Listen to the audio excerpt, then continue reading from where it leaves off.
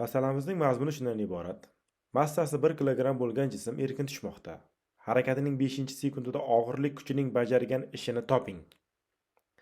Demak, og'irlik kuchining bajargan ishi A barobar mgh. N'inchi sekundda o'tilgan balandlik hn teng j taqsim 2 qavsida 2n minus 1. Xo'p, demak, bizga 5-sekund berilyapti. Demak, hn ni topamiz. Hn teng j taqsim 2, j ni taqriban 10 deb oladigan bo'lsak, 10 taqsim 2 qavsida 2 ko'paytirilgan 5 minus 1. Bu yerdan hisob kitoblarga tayansak, 10 ni 2 ga bo'lsak 5, 2 kere 5 10, 10 dan 1 ni ayirib tashlaydigan bo'lsak 9. Ko'paytirilgan 9.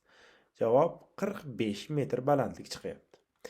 Endi og'irlik kuchining bajargan ishining formulasidan foydalansak, A teng massa 1 j 10 taqriban albatta ko'paytiramiz 45. Natija 450 joule. Hammaga rahmat.